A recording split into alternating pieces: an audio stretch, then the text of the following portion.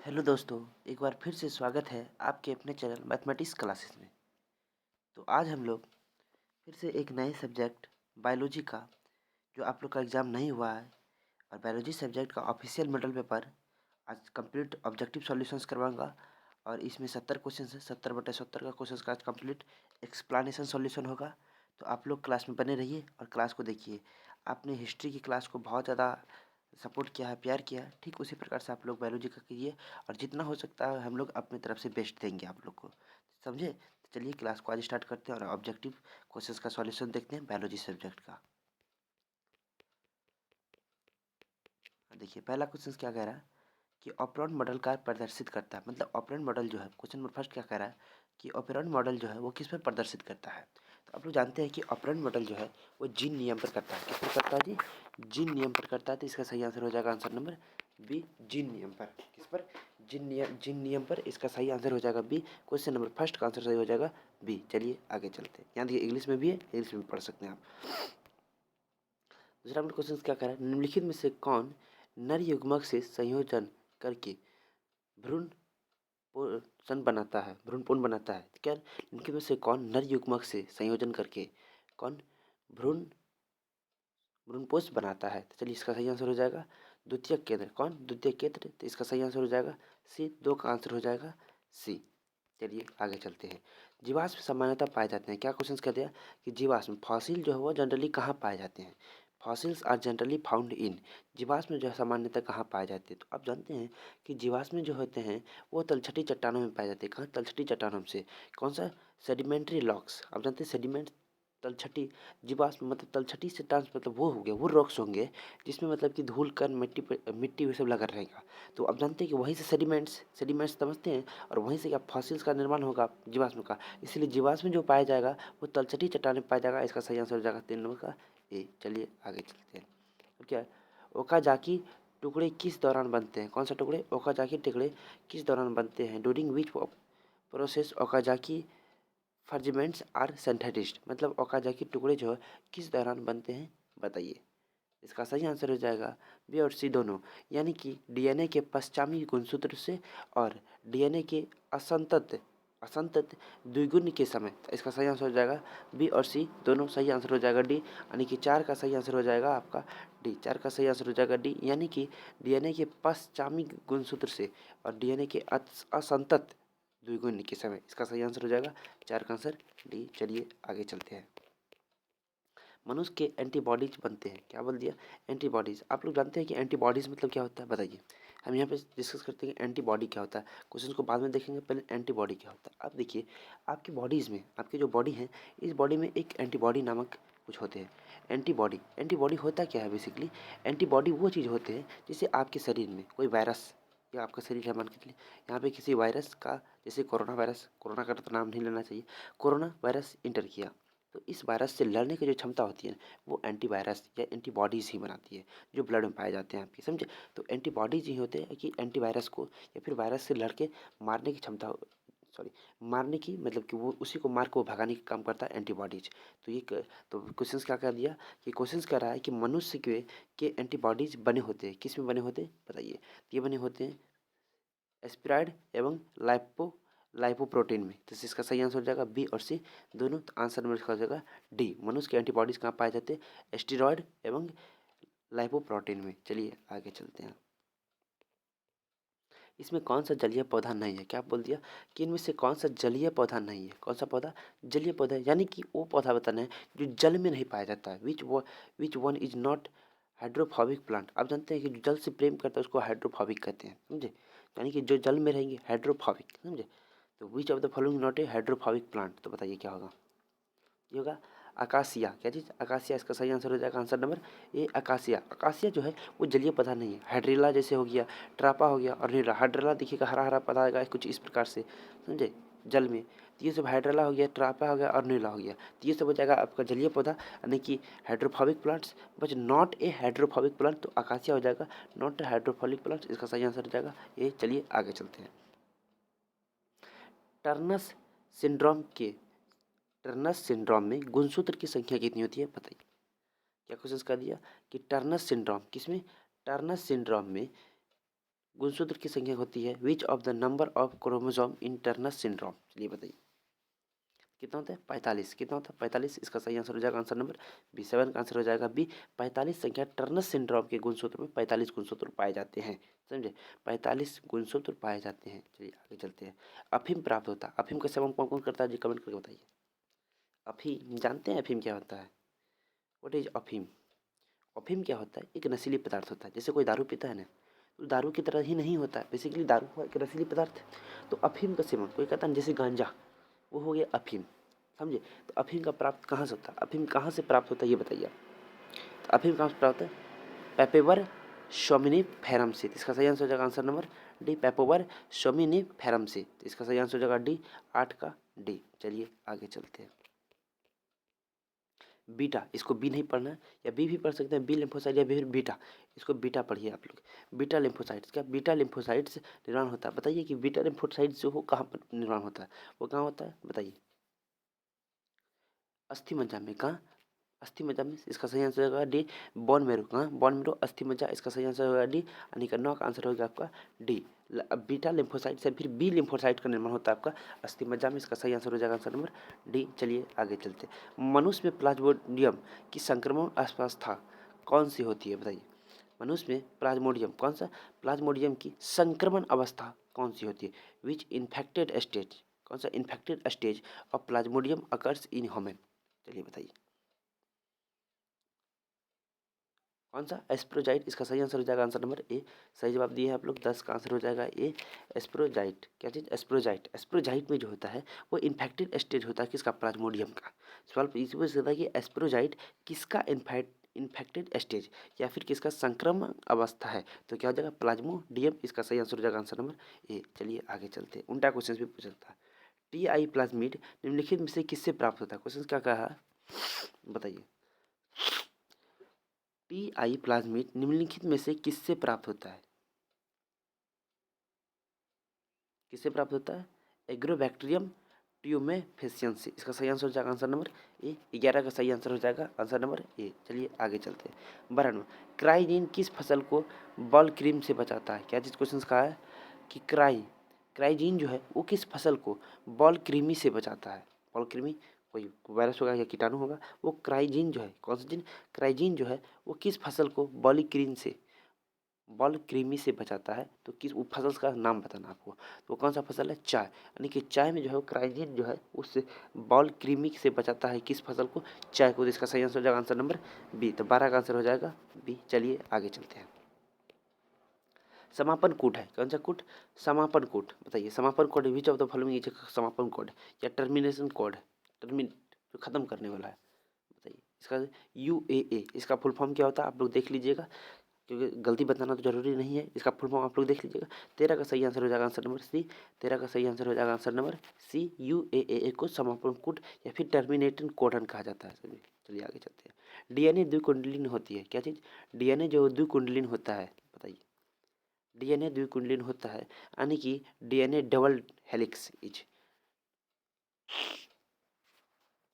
प्रति समानांतर तथा पूरक। क्या चीज प्रति समानांतर तथा पूरक। इसका सही आंसर हो जाएगा आंसर नंबर डी। DNA द्विकुंडलिक होता है प्रति समानांतर तथा पूरक। आंसर नंबर हो जाएगा 14 का आंसर हो जाएगा डी। 14 का आंसर हो जाएगा डी। चलिए इसका सही आंसर हो जाएगा डी। चलिए आगे चलते हैं।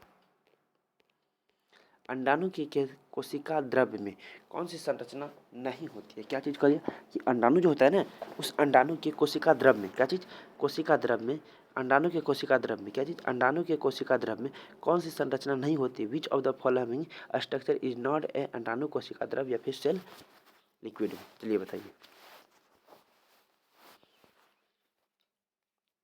क्या चीज़ सेंट्रोसोम। तो इसका सही आंसर हो जाएगा सेंट्रोसोम। तो 15 का सही आंसर हो जाएगा answer number B centrosome. Centrosome में जो होता है वो कोशिका द्रव्य में सेंट्रोसोम संरचना नहीं होती है।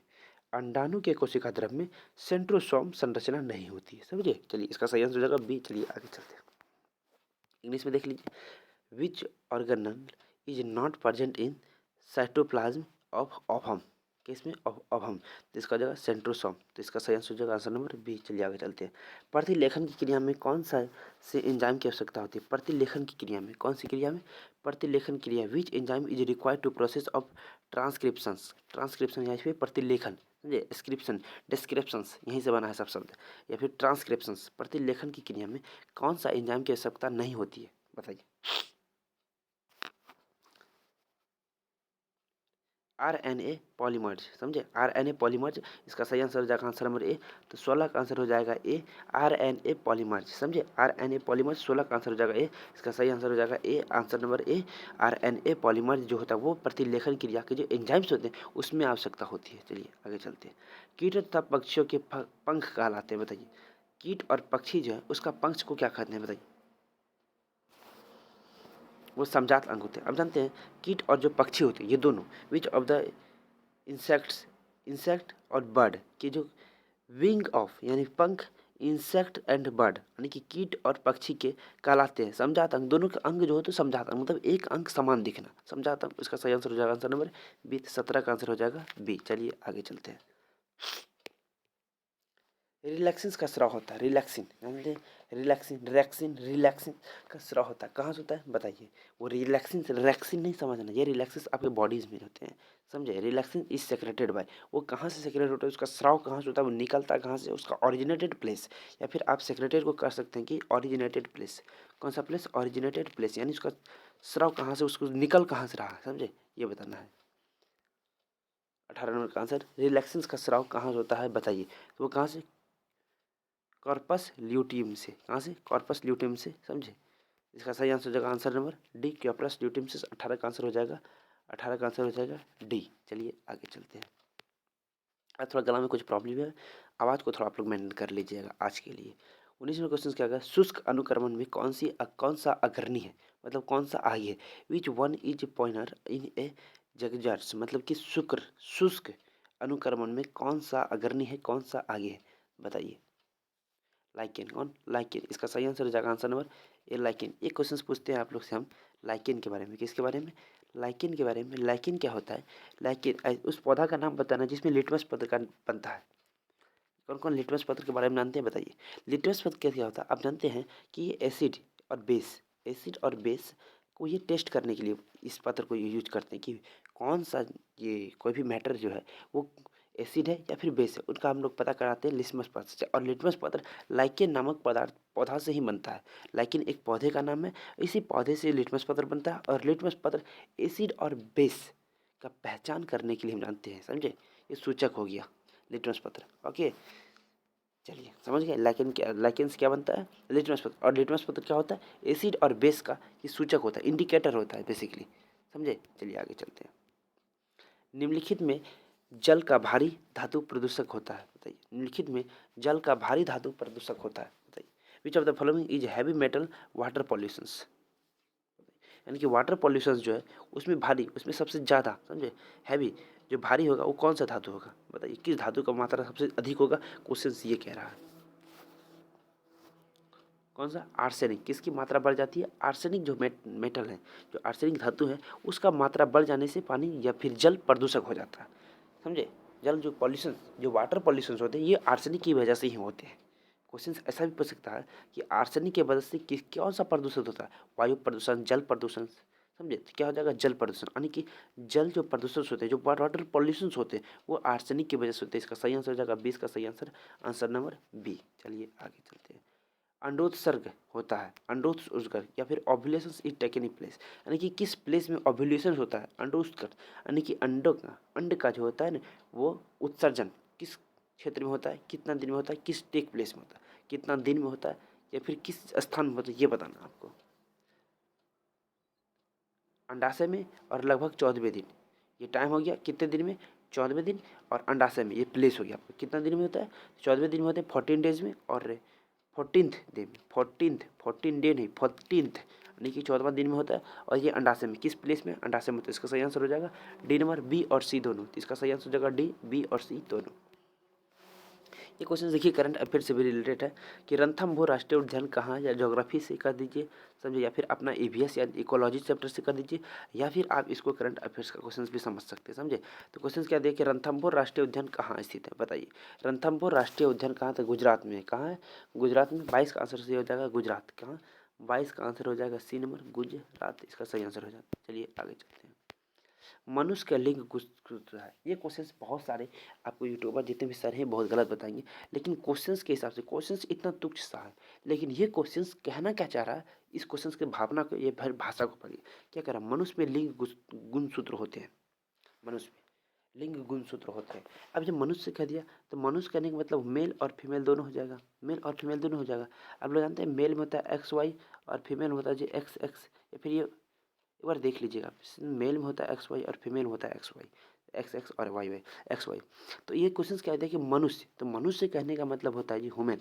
बेसिकली ह्यूमन कहने का मतलब है मेल और फीमेल दोनों, मेल और फीमेल दोनों। तो इसका सही आंसर हो जाएगा ए और सी दोनों। क्या चीज़, इसका सही आंसर हो जाएगा ए और सी। किसी ने एक्स और वाई दोनों बताया है, किस क्यों, क्योंकि मनुष्य को यहाँ पे वो मैन मान लिया है, समझे। और जो फीमेल मानेगा, मनुष्य को जो फीमेल मानेगा वो एक्स एक्स बोल देगा, और जो मैन मानेगा उसको एक्स वाई कह देगा। लेकिन मनुष्य का मतलब ही होता है क्या, लड़के सिर्फ मनुष्य होते हैं क्या, लड़कियाँ सिर्फ मनुष्य होती है, नहीं। इसलिए मनुष्य वो दोनों होते हैं, इसीलिए इसका सही आंसर हो जाएगा ए और सी दोनों। आंसर नंबर डी, 23 का आंसर हो जाएगा डी, समझे।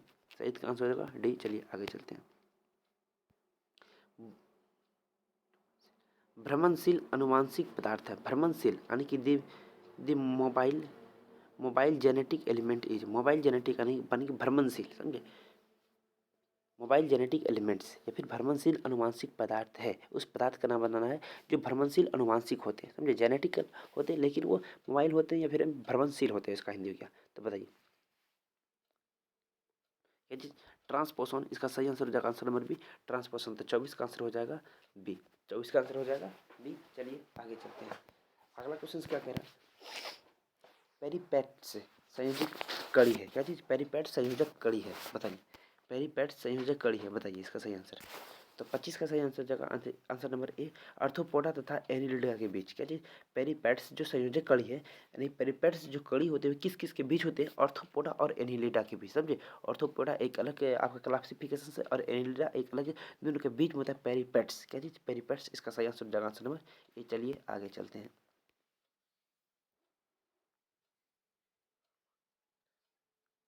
होगोडिवाइरिज प्रपुष्ट, मतलब कि वो कहाँ प्रसूत होते हैं। होग्रोडिवाइरिज, क्या चीज, होग्रोडिवाइरिज कहाँ प्रस्तावित किया जाता है या किया जाता है, किया कहाँ किया, तो बताइए कहाँ किया। इसका आंसर हो जाएगा उत्परिवर्तन के सिद्धांत। का चीज, उत्परिवर्तन के सिद्धांत। आंसर नंबर हो जाएगा सी, 26 का आंसर हो जाएगा सी। चलिए आगे चलते हैं। ट्रांसजेनिक्स, क्या चीज, ट्रांसजेनिक, कौन ट्रांसजेनिक हीरोडिन। क्या चीज, ट्रांसजेनिक हीरोडिन निम्नलिखित में से किससे प्राप्त किया जाता है, बताइए।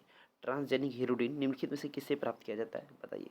ये किससे, ब्रासिका नेप्स से। किससे, ब्रासिका नेप्स। इसका सही आंसर जाएगा answer number B, Brassica napus से इसका निर्माण होता है। चलिए आगे चलते हैं। एंट अमीबा, क्या चीज, एंट अमीबा। क्वेश्चन इंपॉर्टेंट है। एंट अमीबा हिस्टोलिका, एंट अमीबा हिस्टोलिका निम्नलिखित में से किस बीमारी का रोगजनक है। रोगजनक मतलब इधर से उधर ले जाने का। एंट अमीबा और हिस्टोलिका किस निम्नलिखित में से बीमारी का रोगजनक है, उस बीमारी का रोगजनक का आपको नाम बताना है। किसका, अमीबियासिस, अमीबियासिस। तो इसका सही आंसर हो जाएगा आंसर नंबर ए, अमीबियासिस। एक परितंत्र, क्या चीज, एक परितंत्र के दो घटक हैं। एक परितंत्र के ये दो घटक है, कौन कौन सा घटक है परितंत्र का, चलिए बताइए। पूरा क्वेश्चन सब देखा, चलिए बताइए। तो 29 में एक परितंत्र के दो घटक है, कौन से, अजैविक तथा जैविक। आप जानते हैं कि जैविक और अजैविक होते हैं, समझे। तो इसका सही आंसर का आंसर नंबर सी, 29 का आंसर हो जाएगा सी। चलिए आगे चलते हैं। प्रजनन उनके, क्या चीज, प्रजनन, क्या चीज, प्रजनन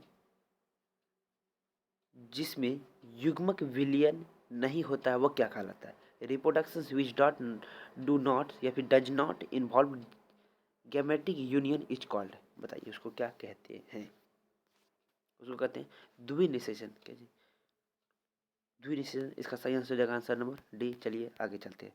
सुपोषण इसमें पाया जाता है, किसमें, सुपोषण किसमें पाया जाता है, आपको ये बताना है। सुपोषण किसमें पाया जाता है, बताइए। कृषि योग्य भूमि में, किसमें, कृषि योग्य भूमि में। इसका सही आंसर जाएगा आंसर नंबर बी, 31 का सही आंसर जाएगा बी। चलिए आगे चलते हैं। 32 में क्या कहते हैं कि 32 में क्वेश्चन क्या है, हाई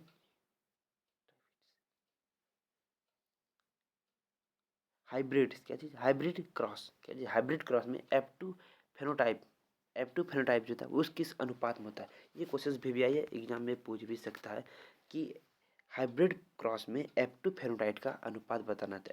9:3:3:1 इसका सही आंसर होता है। आंसर नंबर हो जाएगा सी, 9:3:3:1 F2 फेनोटाइप का होता है। आपको F1 फेनोटाइप का बताना है कमेंट करके, यदि आप लोग बायोलॉजी पढ़े हैं तो।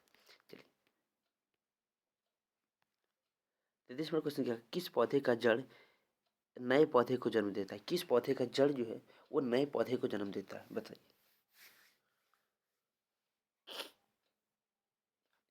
इसका दहलिया का, तो इसका सही आंसर हो जाएगा आंसर नंबर सी, दहलिया। तो 33 का आंसर हो जाएगा सी, दहलिया। चलिए आगे चलते हैं। अंततः कवक मूल का निम्न में कौन सा उदाहरण है? कवक मूल जो है, कवक मूल का उदाहरण कौन सा, यानी एग्जाम्पल बताना है, उसका एग्जाम्पल का नाम बताना है कि कवक मूल का निम्न में से कौन सा उदाहरण है, उस उदाहरण का आपको नाम बताना। तो उस उदाहरण का नाम बताइए। तो इसका आंसर हो जाएगा ग्लोमस। क्या चीज़? ग्लोमस। इसका सही आंसर हो जाएगा ए। तो 34 का सही आंसर हो गया ए नंबर। चलिए आगे चलते हैं। अम्लीय वर्षा का कारण क्या है? वाह, मस्त इंपॉर्टेंट क्वेश्चन, ये भी ईवीएस का क्वेश्चन है आपके। इसका सही आंसर बताइए। अम्ल वर्षा, क्या चीज़? अम्ल वर्षा, एसिड रेन, क्या चीज़? एसिड रेन इज कॉजेज भाई। बताइए, यहाँ एक आपको केमिस्ट्री का क्वेश्चन हम लोग पूछेंगे कि अम्ल वर्षा का मुख्य कारण क्या है। ऐसे मुख्य कारण है आपका वायु प्रदूषण। क्या चीज़? वायु प्रदूषण। सही आंसर हो जाएगा ए नंबर, वायु प्रदूषण। लेकिन यहाँ एक क्वेश्चन पूछते हैं एसिड रेन से, इसमें एसिड रेन, सॉरी वो सिंथेटिक रेन में होता है उसका, अब रहने दीजिए। ये क्वेश्चन एसिड रेन, जब हम लोग अपना कृत्रिम अम्लीय वर्षा, सिंथेटिक एसिड रेन, जब हम लोग अपने हाथों से अम्लीय वर्षा करवाएंगे तो उसमें हम लोग किस किस एसिड का यूज करते हैं, उस एसिड का नाम बताना है। तो H2SO4, क्या चीज़? H2SO4 का आप सिंथेटिक यानी फिर कृत्रिम अम्लीय वर्षा, सिर्फ अम्लीय वर्षा नहीं, कृत्रिम जो अपने हाथ से करवाया जाता है, समझे? तो कृत्रिम अम्लीय वर्षा के लिए H2SO4 का हम लोग एसिड का यूज करते हैं, समझे? चलिए आगे चलते हैं। धसे हुए रंध्र किस में पाए जाते हैं? किस, क्या चीज़? धसे हुए रंध्र किस में पाए जाते हैं? इसका सही आंसर बताइए। 33, 36 का आंसर क्या हो जाएगा? इसका हो जाएगा मृदुभिंद। क्या चीज़? मृदुभिंद। आंसर नंबर हो इसका डी। चलिए आगे चलते हैं। कुछ अगला क्या कह रहा है? आर्योकोप्टिक्स किस काल का विकसित हुआ था, बताइए। आर्कियोप्टैक्टिक्स किस काल में विकसित हुआ? 37 का आंसर हो जाएगा आपका सी नंबर, जुरासिक। क्या चीज़? जुरासिक। इसका सही आंसर हो जाएगा आंसर नंबर सी, जुरासिक, यानी 37 का आंसर हो जाएगा सी। चलिए आगे चलते हैं। अंग प्रत्यारोपण अस्वीकृत किनके कारण होती है? चलिए बताइए कि अंग प्रत्यारोपण जो है अस्वीकृत किनके कारण होता है, ये कारण बताना है आपको। किसके कारण होता है? तो साइटोकिटिक्स टी कोशिका के कारण। किसके कारण? साइटोकिटिक्स टी कोशिका के कारण, साइटोटॉक्सिक्स टी सेल्स के कारण। तो इसका सही आंसर हो जाएगा बी नंबर, 38 का आंसर हो जाएगा बी नंबर। चलिए आगे चलते हैं। निम्नलिखित में से किस परजीवी, क्या चीज़? निम्नलिखित में से किस परजीवी पौधे में बीटा कैरोटीन, क्या चीज़? बीटा कैरोटीन तथा फेरिटिन भरपूर मात्रा में पाया जाता है। बीटा कैरोटीन आपके आँख के लिए बहुत ही इंपॉर्टेंट होते हैं। तो बीटा कैरोटीन और फेरिटिन भरपूर मात्रा में पाया जाता है, उस परजीवी पौधे का नाम आपको बताना है। तो 39 का आंसर हो जाएगा सुनहरा धान। किस धान में?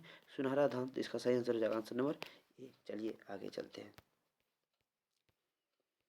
जीनोटाइप और फिनोटाइप अवधारणा सबसे पहले किसने प्राप्त किया? अभी देखिए, जीनोटाइप और फिनोटाइप अभी लोग देखे थे कि फिनोटाइप F2 जो है उसका अनुपात कितना था, लेकिन क्वेश्चन क्या है कि जीनोटाइप और फिनोटाइप अवधारणा, ये जो है genotype phenotype concept was first propose, मतलब कि प्रथम, ये क्वेश्चन भेविया ही लगा लीजिए, प्रथम बाल वाला एग्जाम में पूछ भी सकता है कि पहली बार किसने जीनोटाइप और फिनोटाइप अवधारणा पेश किया था, या फिर बताया था, या फिर प्रस्तुत किया था, लिखन किया था, बताइए कौन? जोहानसन। इसका सही आंसर हो जाएगा आंसर नंबर बी, जोहानसन। तो 40 का आंसर हो जाएगा आपका बी, जोहानसन जो है जीनोटाइप और फिनोटाइप का अवधारणा आपको पेश किया था। अब तो ये 41 का क्वेश्चन का आंसर। 41 क्वेश्चन क्या है? ऋतुस्राव चक्र के दौरान, यानी कि ये मेस्टेरियल साइकिल जो होते हैं, समझे, जिसको इंग्लिश शॉर्ट में आप लोग MC कहते हैं, उसको क्या कर दिया क्वेश्चन की? ऋतुस्राव चक्र, इसको हिंदी में कहा जाता है ऋतुस्राव चक्र के दौरान चक्रीय परिवर्तन इनमें से होता है, इनमें होता है, किस में होता है, वो जगह का नाम बताना। किनमें होता है? तो किस में होता है? एंडोमेट्रियम में। किस में? एंडियोमेट्रियम में। इसका सही आंसर हो जाएगा बी नंबर, यानी कि जो मेनस्ट्रियल साइकिल का जो होता है वो परिवर्तन, वो चेंज किस प्लेस में होता है?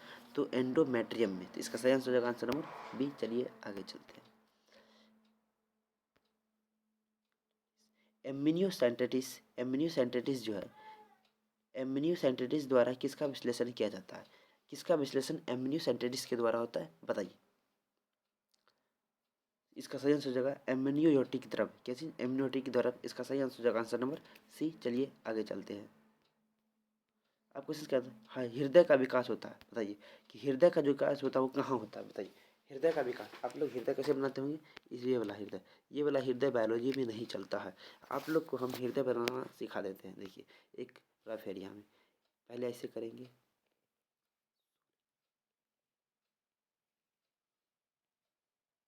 समझे? और फिर ऐसे करेंगे, देखिएगा कितना अच्छा हृदय बनेगा। देखिएगा आपको किताब में भी ठीक इसी प्रकार कुछ हृदय होगा, देखिएगा। और यहाँ पर ये जुटा रहता है, समझे? जब आप लोग को हम बायोलॉजी की क्लास बहुत अच्छे से करवा देंगे तो वहाँ पे हम देख लेंगे। देखिए हृदय आपका किताब में इसी प्रकार का बना रहेगा। इसके इसमें बहुत सारी चीज़ अभी नहीं दिए हैं, समझे? ये हमने एक रफ सा स्ट्रक्चर बनाए हैं। हृदय का विकास होता है, हृदय का विकास कहाँ होता है? हृदय का विकास आपको हो जाएगा, हृदय का विकास आपका मेसोडर्म, कहाँ? मेसोडर्म, इसका सही आंसर हो जाएगा आंसर नंबर सी। चलिए आगे चलते हैं। कैंसर, क्या चीज? केसर, सॉरी, केसर किस पौधे से प्राप्त होता है? केसर, केसर जो होता है किस पौधे से प्राप्त होता है? उस पौधे का नाम बताना है आपको। पौधे का नाम बताना है। कॉकरोच स्टाइपस से, किससे? कॉकरोच स्टाइपस से, इसका सही आंसर हो जाएगा आंसर नंबर ए। चलिए आगे चलते हैं। नील हरित शैवाल की विशेषता है, आपको बताना है कि फीचर्स जो है, जो कैरेक्टरिस्टिक्स जो है, और ब्लू ग्रीन एल्गी या फिर नील हरित शैवाल का आपको विशेषता यानी कि कैरेक्टरिस्टिक्स बताना है। चलिए बताइए इसका सही आंसर। इसका सही नाइट्रोजन स्थिरीकरण, आप जानते हैं कि नाइट्रोजन स्थिरीकरण होता है जी, ये कहाँ होता है? लैंड्स में। ये कहाँ होता है? लैंड्स में, यानी कि जमीन में होते हैं। कहाँ पर? जमीन में नाइट्रोजन स्थिरीकरण। और नाइट्रोजन स्थिरीकरण के लिए किस पौधे की ज़्यादा नील हरित शैवाल की विशेषता है। लेकिन अब जितने भी दलहन पौधे होते हैं, जैसे दलहन पौधे, जितने भी पल्स होते हैं, जितने भी दलहन पौधे होते हैं, वो सब नाइट्रोजन स्थिरीकरण करते हैं। और बताना है कि नाइट्रोजन स्थिरीकरण के लिए ये क्वेश्चन आंसर सही होता है कदम बी। लेकिन आपको एक अलग से क्वेश्चन पूछे हैं कि नाइट्रोजन स्थिरीकरण के लिए, किसके लिए? नाइट्रोजन स्थिरीकरण के लिए किस वायरस या बैक्टीरिया का यूज करते हैं? कीटाणु का, कीटनाशक। वो कीट का नाम बताना। राइबोजियम, क्या चीज? राइबोजियम नामक जो वही आपका नाइट्रोजन स्थिरीकरण करता है। चलिए आगे चलते हैं।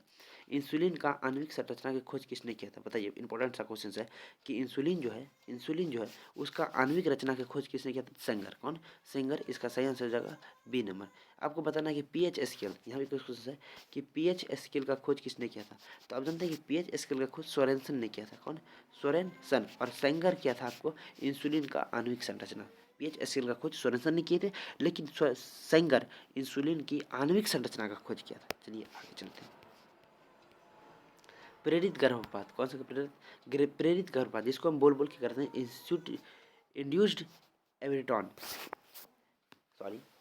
प्रेरित गर्भपात क्या है, बताइए। प्रेरित गर्भपात आप लोग जानते हैं आईयूडी होता है। तो आईयूडी इसका सही आंसर हो जाएगा आंसर नंबर ए। चलिए आगे चलते हैं। प्रतिजैविक सेफ्लिस्टॉन निम्नलिखित किसमें प्राप्त होता है? बताइए। प्रतिजैविक सैम्पली एस्पेरिन जो है किसमें पाया जाता है? इसका सही आंसर हो जाएगा आंसर नंबर डी, कवक। कवक में प्रतिजैविक सैफ्ली एस्पेरिन प्राप्त होता है, जिसका सही आंसर हो जाएगा आंसर नंबर डी। 48 का आंसर हो जाएगा आपका डी। चलिए आगे चलते हैं। परजीवी आवृत्ति बीज होते हैं, क्या चीज? परजीवी आवृत्ति बीजी होते हैं। परजीवी आवृत्ति बीजी ये क्या होता है ये बताना है आपको। ये होता है आपका तृतीय उपभोक्ता, क्या चीज? थर्ड, तृतीय उपभोक्ता, आंसर नंबर हो जाएगा डी। थर्ड कंज्यूमर होते हैं। चलिए, या फिर ट्राइटरी कंज्यूमर। चलिए आगे कहते हैं कि चट्टान, क्या चीज? चट्टान पर बढ़ने वाला पौधे को क्या कहा जाता है? चट्टानों पर जो पौधा बढ़ता है उस पौधे को क्या कहा जाता है ये बताना है आपको। इस पौधे को सैलोदीवृत, क्या चीज? इसका सही आंसर हो जाएगा आंसर नंबर ए, सैलोदीवृत कहते हैं। चलिए आगे चलते हैं। सहवनी, क्या चीज? संवहनी उत्तक, क्या कौन सा उत्तक? संवहनी उत्तक, यांत्रिकी उत्तक तथा छल्ली में कमी होना किसकी विशेषता है? बताइए। जलोदी भेद, क्या चीज? जलोदी भेद की ये संरचना, ये विशेषता जलोदी भेद का, इसका सही आंसर हो जाएगा आंसर नंबर ए। चलिए आगे चलते हैं। मैंग्रीव, क्या चीज? मैंग्रीव, मैंग्रीव क्षेत्र में कौन सा पौधा पाया जाता है? मैंग्रीव क्षेत्र जो होते हैं उस क्षेत्र में कौन सा पौधा पाया जाता है ये बताना है आपको। उस क्षेत्र में आपको राइजोफोरा, क्यों सर? राइजोफोरा, इसका राइजोफोरा यानी कि मैंग्रीव क्षेत्र में राइजोफोरा नामक पौधा पाया जाता है। इसका सही आंसर हो जाएगा आंसर नंबर सी। चलिए आगे जाते हैं। अगला क्वेश्चन क्या कह रहा है कि सुनहरा धान, क्या चीज? सुनहरा धान अभी देखे दीजिए। सुनहरा धान एक जीओ पौधा है, क्या चीज? जीएमओ, जीएमओ पौधा है जिनमें निगमित जीन क्या, कौन सा जीन, निगमित जीन किसके जैव संश्लेषण के लिए होते हैं? क्या मतलब कि वो जीन जो होता है, निगमित जीन जो होते हैं वो किसका संश्लेषण करते हैं, चलिए बताइए। तो वो आपका विटामिन ए का संश्लेषण करता है, यानी विटामिन ए को वहाँ पे पूर्ति करता है, विटामिन ए को बनाता है। इसका सही आंसर हो जाएगा आंसर नंबर ए। 54 का आंसर बताइए। निम्नलिखित में से कौन जीव द्रव्य संलयन को बढ़ाया या प्रेरित करता है? निम्नलिखित में से कौन सा जीव द्रव्य संलयन को बढ़ाता है या फिर प्रेरित करता है? चलिए बताइए, इसका आंसर बताइए। इसका सही आंसर हो जाएगा पॉलीइथिलीन और ग्लाइकॉन तथा सोडियम नाइट्रेट। इसका सही आंसर हो जाएगा आंसर नंबर सी। चलिए आगे चलते हैं। अनुवांशिक अभियांत्रिकी में उन्नति, क्या चीज, अनुवांशिक अभियांत्रिकी में उन्नति किसके कारण संभव हुई, बताइए। इसका सही आंसर हो जाएगा आंसर नंबर सी, एंडियोन्यूक्लियस। क्या चीज, एंडियोन्यूक्लियस के लिए इसका सही आंसर हो जाएगा आंसर नंबर सी। चलिए आगे चलते हैं। टिटेनस द्वारा, किसके द्वारा, टिटेनस के द्वारा उत्पन्न विष मुख्य रूप से किसमें प्रभावित होता है?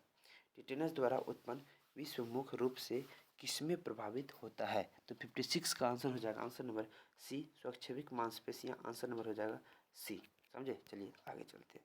निम्नलिखित में से कौन मृदु जलीय मछली नहीं है? कौन सा मछली मृदु जलीय, मृदु जलीय मछली होता है जो मछली जल में नहीं पाया जाता है, समझे।